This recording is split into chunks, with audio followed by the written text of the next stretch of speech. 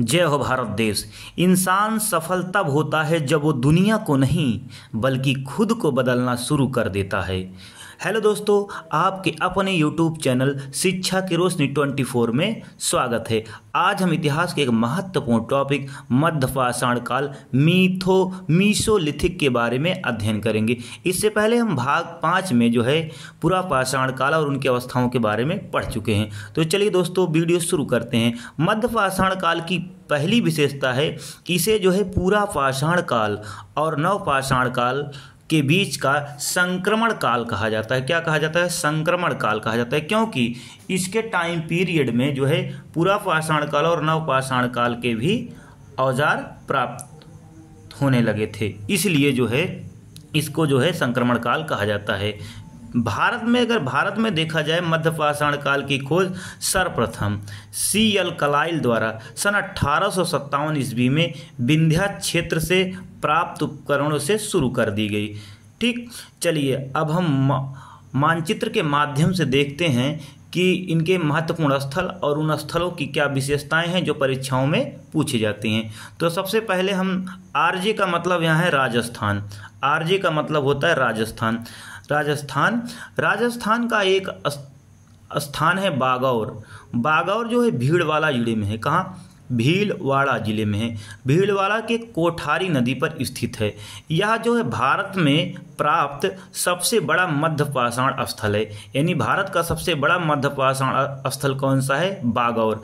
बागौर की खोज जो है किसने की थी? B.N. मिश्रा ने सन 1968 से 70 के बीच में। ठीक, यहाँ की महत्वपूर्ण विशेषता है, यहाँ पर जो है जंगली पशु और पालतू पशु के राख के अवशेष प्राप्त हुए। इससे जो है पुरातत्वविदों ने अनुमान लगाया कि यह जो है पशुपालन का प्राचीनतम साक्ष्य है। यानी कहने का मतलब पशुपालन का प्राचीनतम साक्ष्य यहीं से प्राप्त होता है। कहाँ से? बागौर से। चलिए आगे देखते हैं। यहाँ से कुछ कब्रें मिली, मानव के कंकाल मिले और झोपड़ियाँ मिली, कुछ फरसें मिली। और एक महत्वपूर्ण विशेषता यहाँ की है कि उद्योग, यानी जो पत्थर का उद्योग लगाता था मानव, वो फलक पर आधारित था। यानी किस पे आधारित था? फलकों पर आधारित था। ठीक, यहाँ का एक स्थान है तिलवाड़ा जो कि महत्वपूर्ण है राजस्थान से। चलिए राजस्थान से और का क्या महत्वपूर्ण पॉइंट है? राजस्थान की एक नदी है जिसका नाम है पचप्रद नदी। यहाँ से भी हमको जो है मध्यपाषाण काल के औजार प्राप्त हुए हैं। चलिए दोस्तों आगे देखते हैं। यूपी उत्तर प्रदेश से यहाँ से क्या क्या प्राप्त हुए? उत्तर प्रदेश से जो है सरायनहर कहाँ है? सरायनहर प्रतापगढ़ जिले में है। कहाँ है? प्रतापगढ़ जिले में है।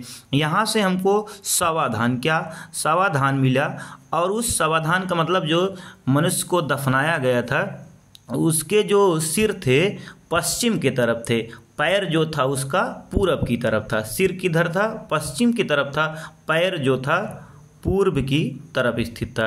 यहाँ से स्तंभ गर्त मिला। क्या मिला? स्तंभ माने खंभा, गर्त माने गड्ढा। यानी जो है गड्ढे में खंभे गाड़ने के साक्ष्य मिले। इससे प्रतीत होता है कि व्यक्ति जो है रहने के लिए जो है खंभा गाड़कर उसकी छत बनाता था और उसी पर रहता था। झोपड़ी के साक्ष्य मिले, फर्श के साक्ष्य मिले। यहीं से 4 नरकंकाल एक साथ जो है दफनाए गए थे। कहाँ? सरायनहर में 4 नरकंकाल यानी नर मानव एक साथ जलाए गए थे। यहीं से हमको युद्ध के साक्ष्य प्राप्त होते। कहाँ से? सरायनहर से। आइए देखते हैं दमदमा से हमको क्या मिला? दमदमा भी प्रतापगढ़ जिले में है। ये भी यूपी का मध्यपाषाण काल का क्षेत्र है। यहाँ से हमको क्या क्या प्राप्त हुआ? तो दमदमा से हमको जो है दमदमा से हमको 3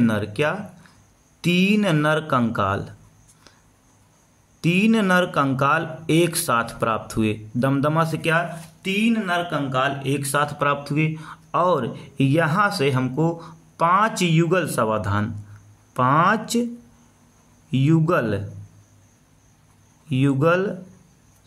सावधान प्राप्त हुए।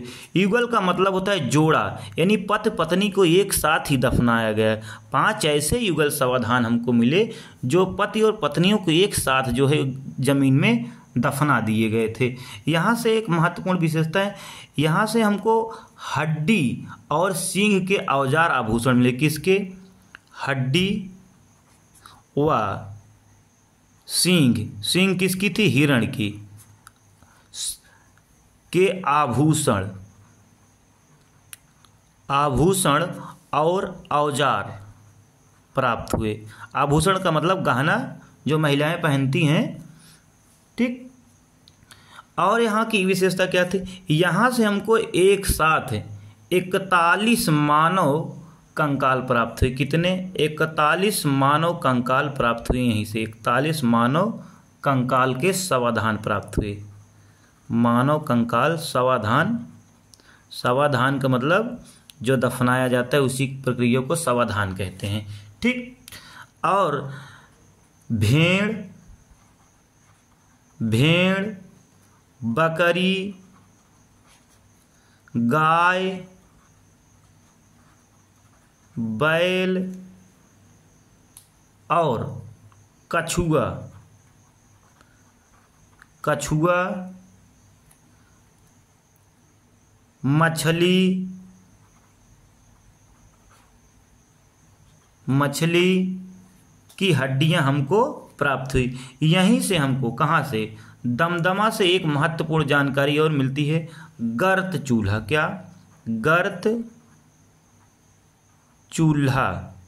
कौन सा चूल्हा? गर्त चूल्हा।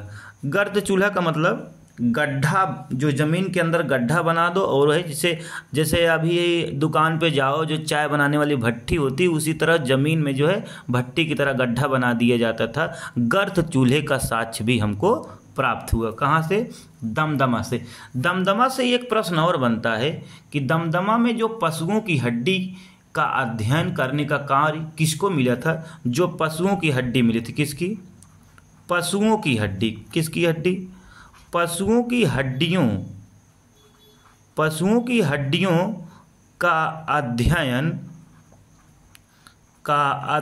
करने का काम किसे मिला था? तो पीके थॉमस। किसको मिला था?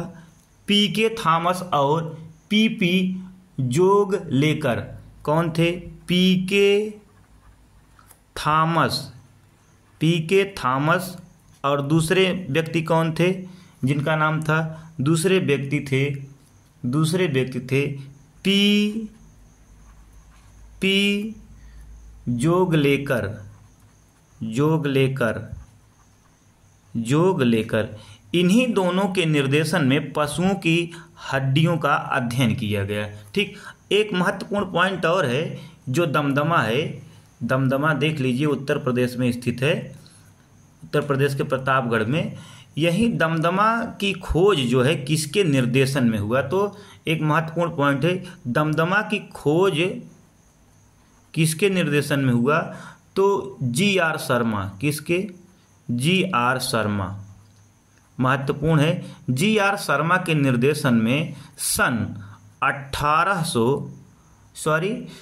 1982 में, सन 1982 से 1987 के बीच किसके द्वारा किया गया? तो जी.आर. शर्मा के निर्देशन द्वारा किया गया, ठीक। यहाँ से जो है इतने महत्वपूर्ण पॉइंट बनते हैं। चलिए आगे देखते हैं। उत्तर प्रदेश का ही एक महत्वपूर्ण स्थल है जिसका नाम है महदहा। क्या नाम है? महदहा। महदहा से क्या महत्वपूर्ण पॉइंट है उसको कवर करते हैं। महदहा उत्तर प्रदेश का एक महत्वपूर्ण, हम यहाँ लिख दे रहे हैं, जो है यहाँ नहीं आ रहा, महदहा, ठीक।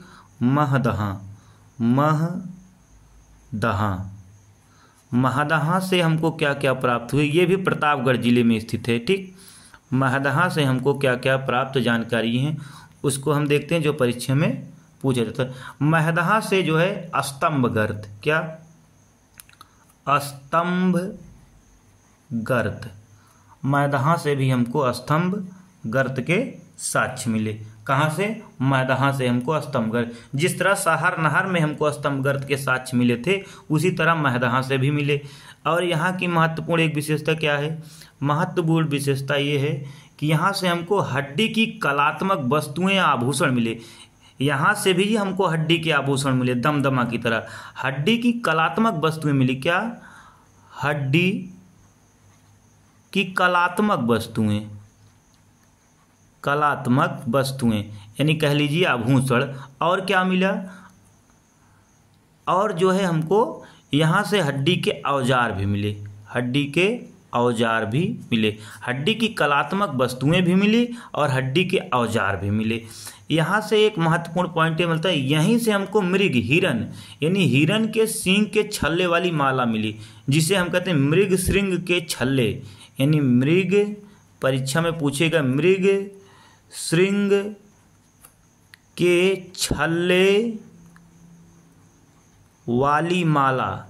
छल्ले वाली माला कहाँ से मिली? तो महदहा से मिली। कहाँ से मिली? तो महदहा से मिली।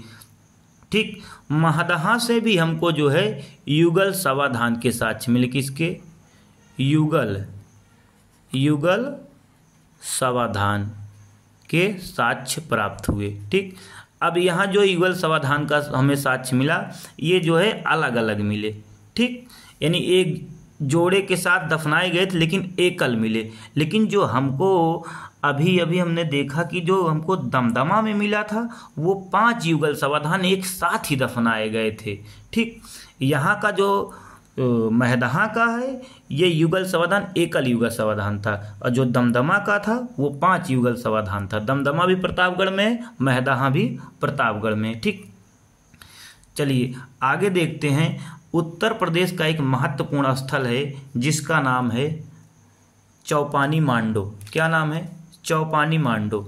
चौपानी मांडो, चौपानी मांडो कहाँ है? यहीं उत्तर प्रदेश में है। कहाँ है? यहीं है, उत्तर प्रदेश। देख लीजिए मैप को ध्यान से, जल्दी याद रहेगा। चलिए यहाँ जगह नहीं, यहाँ देख लीजिए चौपानी मांडो। चौपानी मांडो, ठीक, चौपानी मांडो। ये चौपानी मांडो कहाँ है? तो इलाहाबाद जिले में है। यूपी का एक ज़िला है इलाहाबाद, इलाहाबाद, जिसका नाम प्रयागराज भी कर दिया गया है, इलाहाबाद में। ठीक, यहाँ से हमको क्या क्या मिला?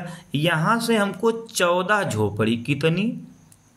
14 झोपड़ी जो है मधुमक्खी के छत्ते की तरह मिली। किसकी तरह? मधुमक्खी, मधुमक्खी जानते हो जो शहद बनाती हैं। ठीक, मधुमक्खी के छत्ते की तरह हमको झोपड़ी मिले।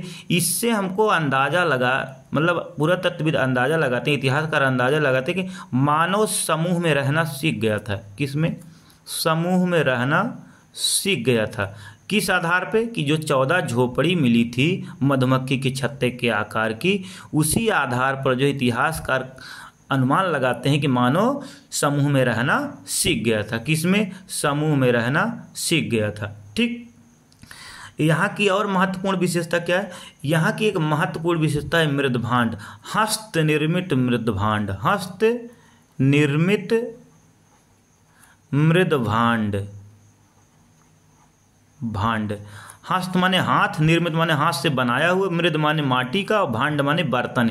यानी हाथ से बनाया गया बर्तन यहीं से प्राप्त हुआ, जो भारत का नहीं पूरे विश्व का प्राचीनतम साक्ष्य माना जाता है। भारत का ही नहीं, विश्व का प्राचीनतम साक्ष्य माना जाता है। कहाँ का? विश्व का प्राचीनतम साक्ष्य माना गया। जो हमको चौपानी मांडो से हस्त निर्मित मृदभांड प्राप्त हुआ, वो भारत का नहीं वरन विश्व का प्राचीनतम साक्ष्य था। मिट्टी के बर्तन जो हाथ से बनाए जाते थे। ठीक, और एक विशेषता चौपानी मांडो की और है, यहाँ से हमको पूरा पाषाण काल, मध्य पाषाण काल और नव पाषाण काल, तीनों काल की संस्कृतियाँ 1 बाय 1 देखने को मिलती है। कहाँ से? चौपानी मांडो से। चौपानी मांडो कहाँ है? उत्तर प्रदेश के इलाहाबाद जिले में स्थित है। चलिए अब हम आगे देखते हैं मध्य प्रदेश से हमको क्या क्या प्राप्त हुआ, उसके बारे में देखते हैं। मध्य प्रदेश का एक स्थान है आदमगढ़। क्या है? आदमगढ़ बहुत ही महत्वपूर्ण है। यह जो है मध्य प्रदेश के होशंगाबाद जिले में है। कहाँ है?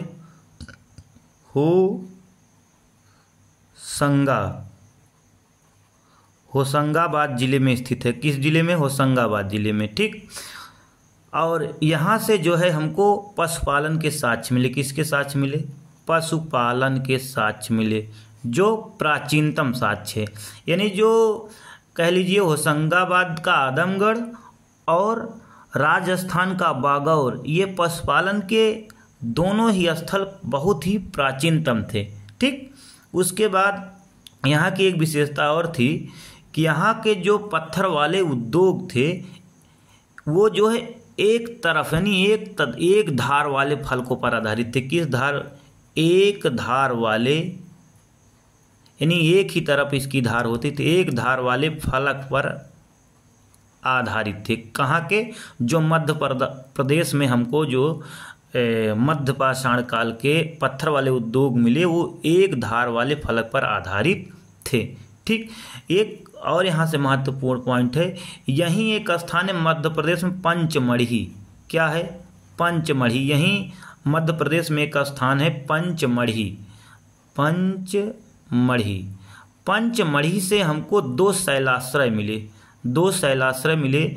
यहाँ से शैलाश्रय मतलब शैल माने पत्थर होता है, आश्रय माने रहने का स्थान। यानी पत्थर वाले गुफा में के दो गुफाओं के स्थान मिले जो परीक्षा में पूछे जाते। कौन कौन से थे?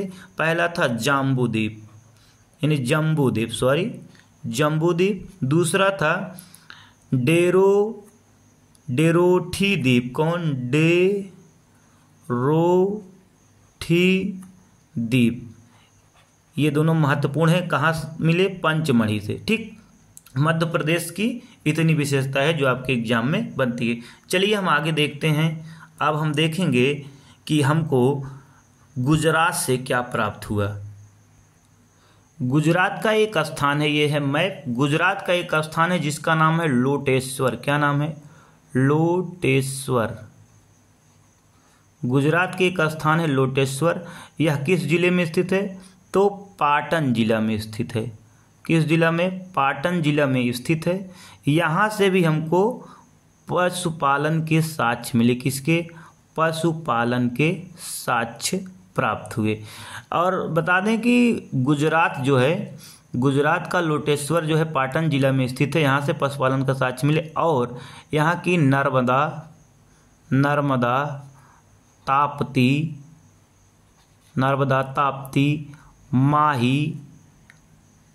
ताप्ती, माही और सरस्वती, और कौन सी? सरस्वती नदी तट पर भी हमको मध्य पाषाण काल के औजार प्राप्त हुए। और एक महत्वपूर्ण स्थल और है गुजरात का एक महत्वपूर्ण स्थल है लंघनाज। क्या है? लंघनाज। तो सबसे पहले इसकी खोज से प्रश्न बनेगा, इसकी खोज किसने की? तो एच.डी. संकालिया। खोज किसने की? एच.डी. संकालिया ने इसकी खोज की थी। यहाँ की महत्वपूर्ण विशेषता यह है, यहाँ पर हमको जंगली जानवर की हड्डी मिली। कैसे जानवर? जंगली, पालतू नहीं था, जंगली जानवर की हमको हड्डी मिली। जंगली जानवर की क्या मिली? हड्डी। ठीक। कहाँ से? लंघनाज से। इसलिए यह महत्वपूर्ण हो जाता है क्योंकि यहाँ से जंगली जानवर की हड्डी मिली। किसने खोज की? एच.डी. संकालिया ने। यहाँ से गुजरात से इतने महत्वपूर्ण पॉइंट बनते हैं। आइए हम देखते हैं वेस्ट बंगाल यानी पश्चिम बंगाल। पश्चिम बंगाल के एक महत्वपूर्ण स्थल है जिसका नाम है बीरभानपुर। क्या नाम है? बीरभानपुर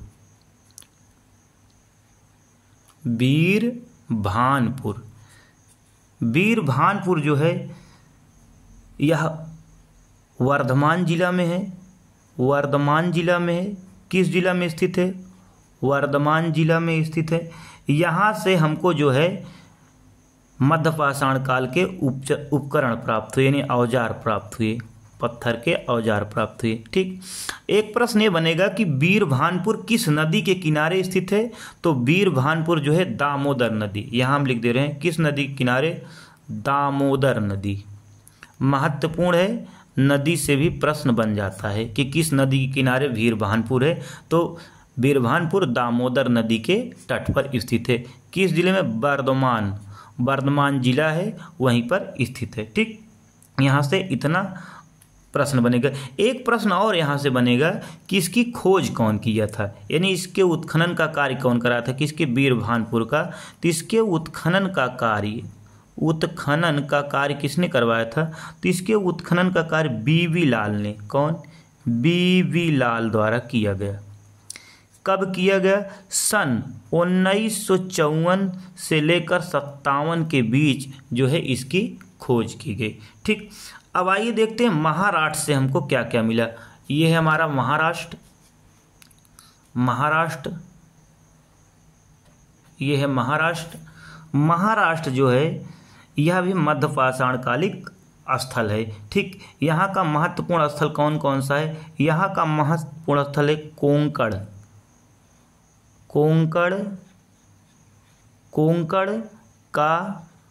कोंकण का कासुसोल। कौन सा?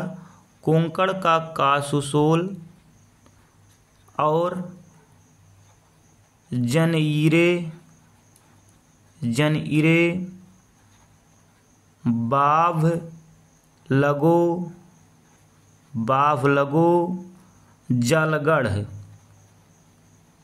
जलगढ़।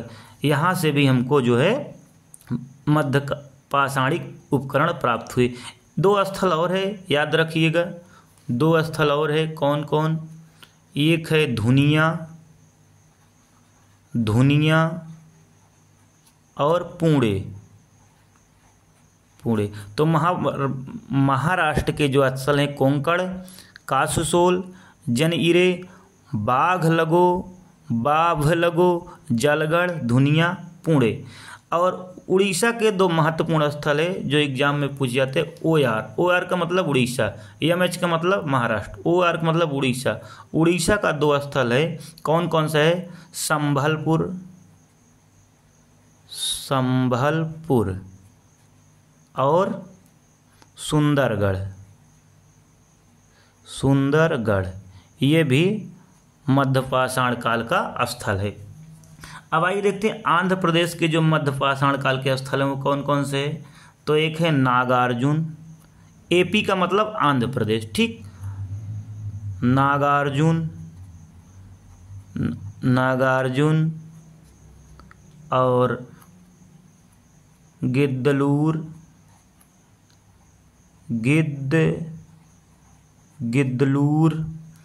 और रेनीगुंटा। कौन?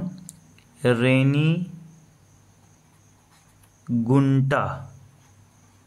ठीक, इसे नागार्जुन कोंडा भी कहते। ठीक, नागार्जुन कोंडा।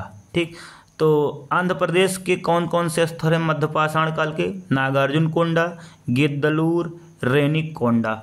अब आइए हम देखते हैं तमिलनाडु के कौन कौन से स्थल हैं। तो तमिलनाडु के स्थल कौन कौन से हैं? तमिलनाडु का पहला स्थल है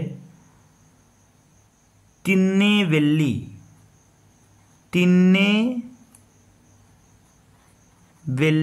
महत्वपूर्ण है। तिन्नेवेल्ली से हमको जो है सूक्ष्म उपकरण मिले। क्या मिले? सूक्ष्म उपकरण बहुत मिले। यहाँ से हमको सूक्ष्म मतलब छोटे छोटे उपकरण प्राप्त हुए। कहाँ से? तिन्नेवेल्ली से। और यहीं के तट पर हमको मछुआरा उद्योग भी प्राप्त हुआ। कौन सा? मछुआरा उद्योग, मछली मारने वाले अच्छा है मछुआरा उद्योग प्राप्त हुए। कहाँ से? तमिलनाडु से। अब आइए हम देखते हैं कर्नाटक के महत्वपूर्ण स्थल कौन कौन से। ये हमारा कर्नाटक है। कर्नाटक का जो महत्वपूर्ण स्थल है संगनकल्लू, बेलगांव। याद रखिएगा, यहाँ से हम देखिए यहाँ ले जा रहे हैं, ये ध्यान दीजिए। कर्नाटक ये हमारा यहाँ दिख रहा है ना, यहाँ से देखिए कर्नाटक का जो महत्वपूर्ण स्थल है संगनकल्लू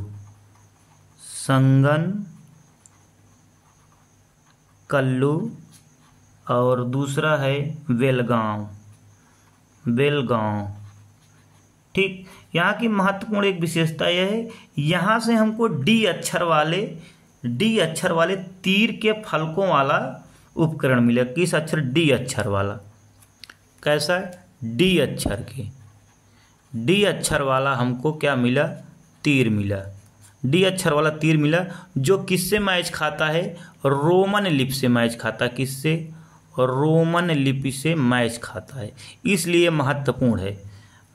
जो कर्नाटका का है, के का मतलब कर्नाटका में संगनकल्लू है, बेलगांव है, यहीं से मतलब कर्नाटक से ही हमको डी अक्षर वाला तीर मिला, जो रोमन लिपि से मैच करता है। किससे मैच करता है? रोमन लिपि से मैच करता है। अब आइए हम देखते हैं बिहार हमारा जो है यहीं पे है, उत्तर प्रदेश के बगल में ही है बिहार। BR का मतलब हो गया बिहार। बिहार से हमको क्या क्या उपकरण मिले, आइए देखते हैं। बिहार से हमको जो है झोपड़ी मिली। क्या मिली? झोपड़ी, एक झोपड़ी मिली। बिहार, हालांकि हमको हर जगह से झोपड़ियाँ मिली, लेकिन जो बिहार का एक स्थल है वहाँ से झोपड़ी मिली। उस स्थल का नाम क्या है? पैसरा से जो हमको झोपड़ियाँ मिली, वो जो है भारत में झोपड़ी का प्राचीनतम साक्ष्य मानी जाती है। प्राचीनतम साक्ष्य मानी जाती है। जो हमको पैसरा से झोपड़ी मिली हो, वो जो है भारत में झोपड़ी का प्राचीनतम साक्ष्य मानी जाती है। अब इसकी खोज किसने की थी? इसकी खोज की थी कौन? यहाँ देख लेते हैं। इसकी खोज की थी विदुला जायसवाल। खोज किसने की थी? विदुला जायसवाल ने की थी। विदुला जायसवाल ने की थी। ठीक, यहाँ से इतने इंपॉर्टेंट पॉइंट बनते हैं। ठीक है, चलिए आगे देखते हैं। अब जो है मध्य पाषाण काल से क्या महत्वपूर्ण और पॉइंट है जो आपके परीक्षा में पूछे जाते हैं। ठीक, ये देखिए, पहली बार जो है मानव अस्थिपंजर प्राप्त होने लगे। कहाँ से? किस काल से? तो मध्य पाषाण काल से। ठीक, यहाँ का जो उपकरण था, कहाँ, किस काल का? मध्य पाषाण काल का जो उपकरण था वो सूक्ष्म था। क्या था? सूक्ष्म उपकरण थे, यानी छोटे छोटे थे, सूक्ष्म उपकरण थे। ये इसकी मुख्य विशेषता थी। क्या थी? मुख्य विशेषता। इंपॉर्टेंट है, परीक्षा में सीधा पूछा जाएगा कि सूक्ष्म उपकरण किस काल की विशेषता है? तो मध्य पाषाण काल की जो है विशेषता है सूक्ष्म उपकरण विशेषता, यानी छोटे छोटे उपकरण थे। ठीक, और ये जो उपकरण थे, इनमें जो तकनीकियाँ थी, किस तकनीकी से उपकरण बनाए जाते थे? तो ये भी परीक्षा में पूछा जाता। पहला है दबाव तकनीकी, और दूसरा क्या है? घात प्रतिघात,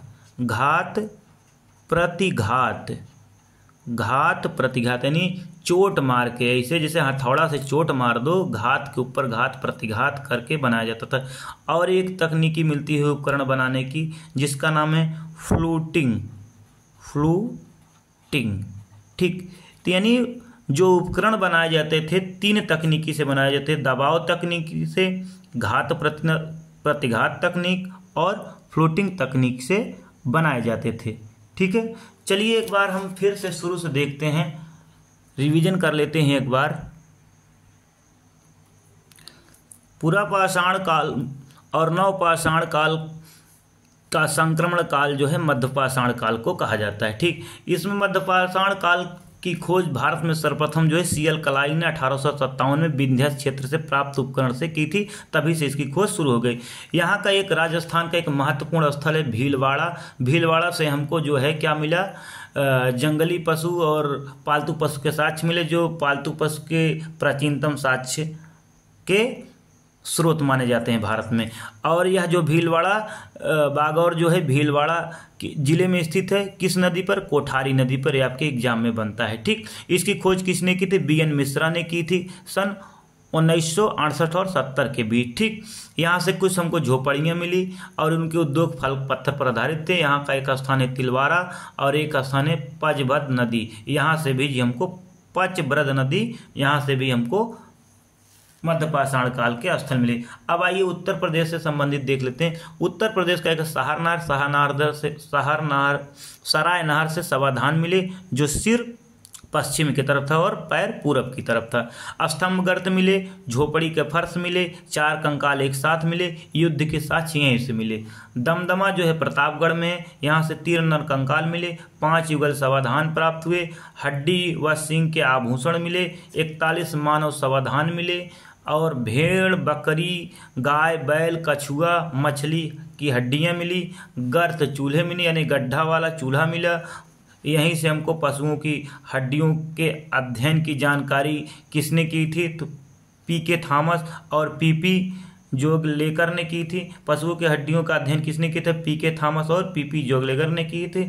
उसके बाद हमने देखा महादहा से हमको स्तंभगर्त मिला, हड्डी की कलात्मक वस्तुएं मिली और हड्डी के औजार भी मिले, हड्डी के आभूषण भी मिले। ठीक, उसके बाद यहाँ से हमको मृग श्रृंग के छल्ले वाली माला मिली, युगल समाधान मिले।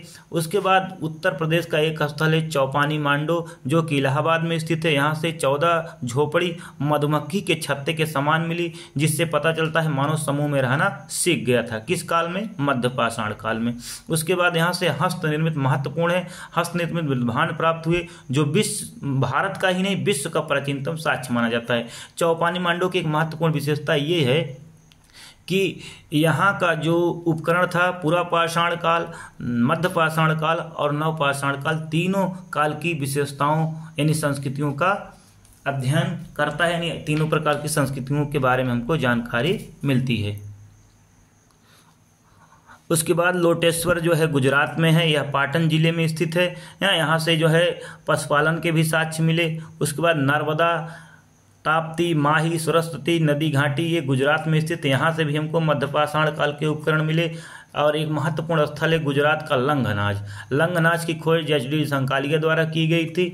यहाँ से जंगली जानवर की हड्डी मिली। उसके बाद हमने देखा महाराष्ट्र का कोंकण वाला क्षेत्र यानी कोंकण का तटीय क्षेत्र से हमको कासूसोल, जनीरे, बाभ, लगो, जलगढ़ और धुनिया पुणे से भी हमको मध्य पाषाण काल के औजार प्राप्त हुए। फिर हमने देखा कर्नाटक का संगनकल्लू, बेलगांव और कर्नाटक से ही हमको डी अक्षर वाले एक तीर मिले जो रोमन लिपि से संबंधित थे। ठीक, उसके बाद हमने देखा तमिलनाडु का तिन्नेवेली से हमको सूक्ष्म उपकरण मिले। क्या मिले? सूक्ष्म उपकरण। उसके बाद जो है यहीं से हमको मछुआरा उद्योग के साक्ष्य मिले। फिर हमने देखा आंध्र प्रदेश का नागार्जुनी कोंडा, गिद्धलूर, रेनीकोंटा, यहाँ से भी मध्य पाषाण काल के उपकरण प्राप्त हुए। फिर उसके बाद हमने देखा ओडिशा, ओयार का मतलब उड़ीसा के संबलपुर और सुंदरगढ़ भी मध्य पाषाण काल का प्रतिनिधित्व करता है। फिर हमने देखा वेस्ट बंगाल, महत्वपूर्ण है वीरभानपुर। यहाँ का वीरभानपुर किस जिले में? वर्धमान जिले में है। वीरभानपुर किस नदी के किनारे? दामोदर नदी घाटी के किनारे है। यहाँ से उपकरण हमको मिले। ठीक, इसकी खोज किसने किया? वीरभानपुर की खोज बीबी लाल ने किया। कब किया? 1954 और 57 के बीच में। फिर हमने देखा OR उड़ीसा, BR मतलब बिहार, उड़ीसा तो हो गया। बिहार में देखा कि एक स्थान है पैसरा। क्या है? पैसरा से हमको झोपड़ी मिली जो भारत में झोपड़ी का प्राचीनतम साक्ष्य का प्रतिनिधित्व करती है। इसकी खोज किसने की? विदुला जायसवाल द्वारा की गई है। चलिए दोस्तों, मिलते हैं अगले वीडियो में। जय हो भारत देश।